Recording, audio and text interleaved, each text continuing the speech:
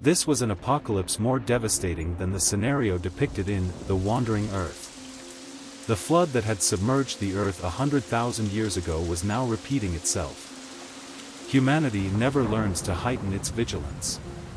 At first, no one paid attention to the downpour, assuming it would pass quickly. But as the rain continued for a month, the horrifying reality of the end times dawned on everyone.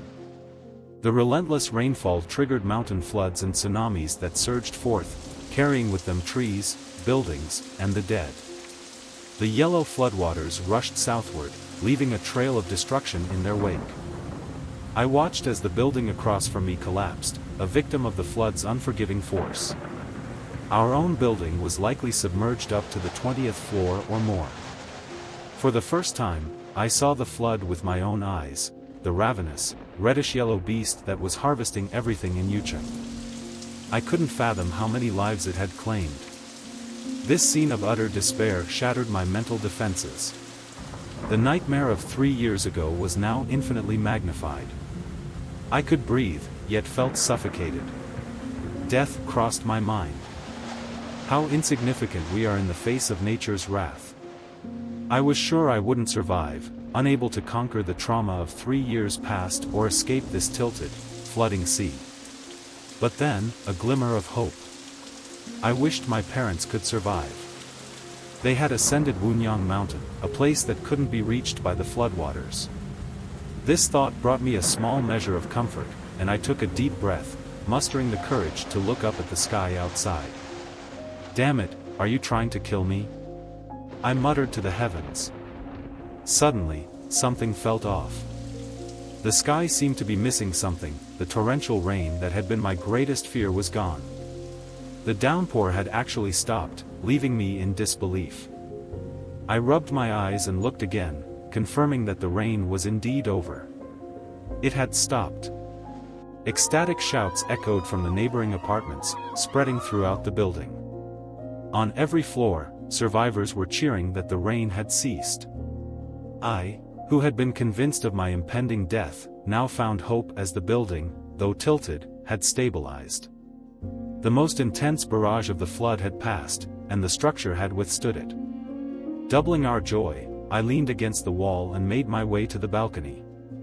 Looking outside, I saw that the rain had truly stopped. The floodwaters rushing past the lower 20 floors now seemed more docile. We were alive, and that was enough for now. Neighbors encouraged each other from their balconies. Since the 31st floor was the highest, it had become a refuge for many from the lower floors. Our floor was bustling with activity, and I realized how many people were still around. For a moment, I was infected by their spirit, feeling an indescribable sense of emotion. Humans are indeed social animals. Listening to their stories of survival, I felt a warmth inside, and my desire to live flared up again. I had to get to Wunyang Mountain. It wasn't safe here. The temporary cessation of the rain was just a respite, a chance to catch our breath.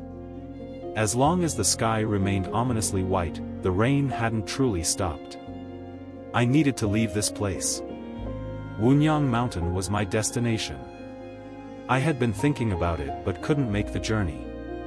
Now, with the floodwaters rampant, it seemed even more impossible. But the pause in the rain might allow the waters to recede somewhat. If I could find a boat, I could travel southeast towards Wunyang Mountain.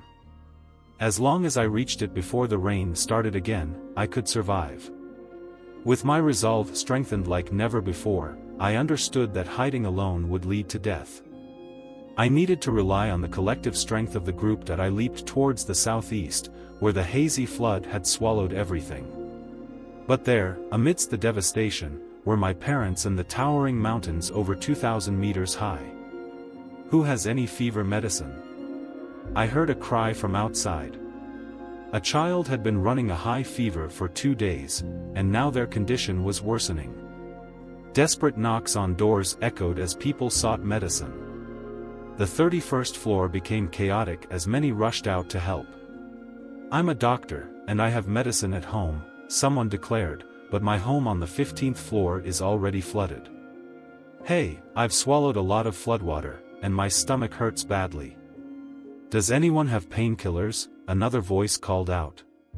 Despite the dire situation, people gathered together, still thinking of helping each other. But our resources were limited. Many came up from the floors below, asking for food and medicine. The building was filled with the stench of decay, and I had an ominous feeling. This was the harbinger of infectious diseases. The floodwaters carried too many bacteria, and with so many dead in the building, who knew how many bodies lay unattended in the submerged rooms below the 20th floor?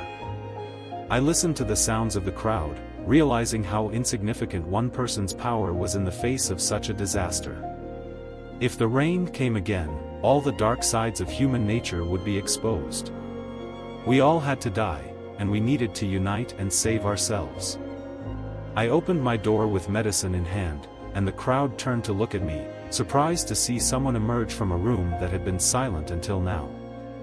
Without a word, I opened the leather suitcase filled with various medicines. The supplies were well preserved and still usable. A woman holding a child in her arms, her hands shaking, thanked me profusely. A tall man with a kind smile introduced himself as Dr. Liang Yu from the People's Hospital. In these dire times, self-interest and nobility were just different shades of the same desire to live. We had to survive. I spoke up, we need to leave here. The rain will come again, and we can't take that chance. The crowd's expressions changed, many had likely come to the same realization but were hesitant to voice it. Liang Yu agreed, we can't stay. Even if we could hide in the building, we'd eventually starve without food. It's better to take a risk. The consensus among the group solidified, and a pair of twins who were water sports athletes volunteered to navigate if we found a boat. This renewed our hope. The only remaining issue was finding a boat. An elderly man with glasses suggested we look to the north side of the building, where a boatyard was located. The floodwaters might have carried some boats downstream. We peered out of the broken windows and spotted a boat lodged on the 21st floor. It was a battered fishing boat, no more than 10 meters long, but it hadn't sunk, indicating that its main structure was still sound. Though one boat might not be enough, we decided to investigate further to see if more had been carried down by the flood. Liang Yu took charge, rallying a group of able-bodied men to go downstairs and secure the boat. I stayed on the 31st floor, keeping an eye on the sky, which remained ominously white. I remembered that the last pause in the rain had lasted a day. How long would this respite last?